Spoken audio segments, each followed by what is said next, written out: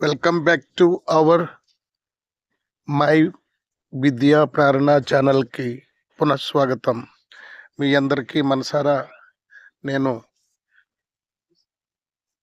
నేను ఈ విషయాన్ని తెలియచేయడానికి కోసం ఇప్పుడు రామాయణంలోని సుందరకాండం అన్నటువంటి అతి గొప్పదైనటువంటి ఆనందదాయకమైనటువంటి కాండం ఇది.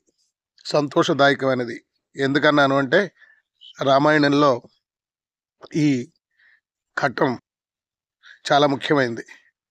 హనుమంతుడు అక్కడ ఉన్నటువంటి జానకమ్మని అనగా సీతమ్మని కనుగొనడం, తిరిగి కిష్కింధకు రావడం, ఋషిముఖ పర్వతం పైకి రావడం, అక్కడ ఈ విషయాన్ని రాముడికి సుగ్రీవునికి చెప్పడం, అందుకే ఇది ఆనందదాయకమని మనం చెప్పవచ్చు. ఇందులో ముఖ్యంగా నేను చెప్పేది ఏమిటంటే సుందరకాండంలోని అతి గొప్పదైనటువంటి విషయం త్రిజట స్వప్న వృత్తాంతం గురించి నేను ఈ విషయాన్ని చెప్తున్నాను. ఇప్పుడు మనం కథలో ఒకసారి వెళదాం. త్రిజటకి అసలు ఏమి కళ వచ్చిందంటే ఇది త్రిజటకు వచ్చినటువంటి కళ ఏంటంటే 1000 హంసలతో కూడినటువంటి పల్లకి మీద లక్ష్మణుడితో శ్రీరాముడు కూర్చున్నట్టు కనిపించింది. అనగా రాముడు యుద్ధానికి రావణాసురుడితో సిద్ధం అని దాని అర్థం.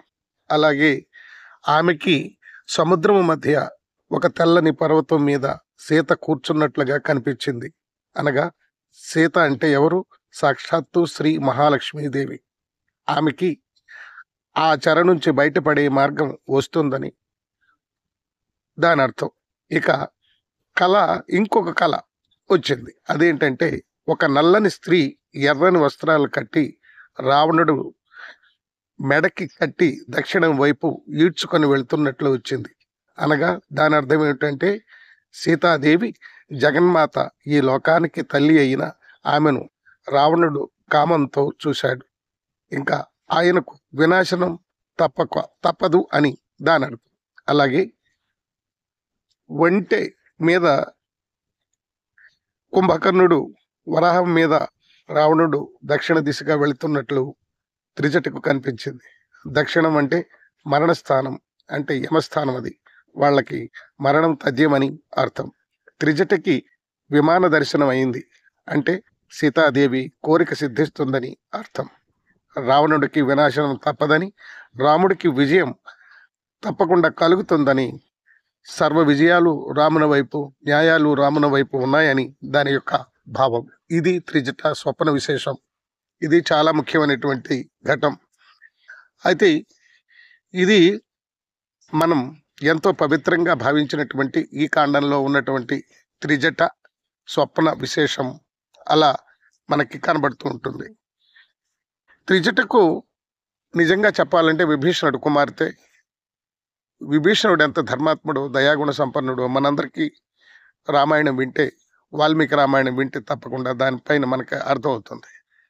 ఈ రామాయణంలో విభీషణుడు అన్నని వ్యతిరేకించి, అన్న అసత్యపు మాటలు, అధర్మ పరిపాలన వలన రాముడు వంటి ధర్మాత్ముడు అయినటువంటి వారి భార్య అయినటువంటి అతి పవిత్రమైనటువంటి లక్ష్మీదేవి, ఆమె శివసుపా వృక్షం క్రిందని కూర్చోబెట్టి అనరాని మాటలు అని ఆమె యొక్క మనస్సును గాయపరిచినటువంటి వాడు రావణాసురుడు. కనుక ఈ అధర్మాలను చూచి ఇక అన్న అధర్మ పాలన వలన నాకు ప్రయోజనం ఉండదని, ధర్మం ఎక్కడుంటుందో అక్కడికి వెళితే మనకు మంచి జరుగుతుందనే ఉద్దేశంతో విభీషణుడు రాముని చెంతకు చేరాడు. రావణాసురునితో యుద్ధం చేయడం, అధర్మం ఓడిపోవడం, రావణుడు 10 తలలు నేల కొరికి మరణించిన తర్వాత విభీషణుడు అక్కడ లంకా పట్టణానికి తిరిగి రాజుగా ప్రకటించడం జరిగింది.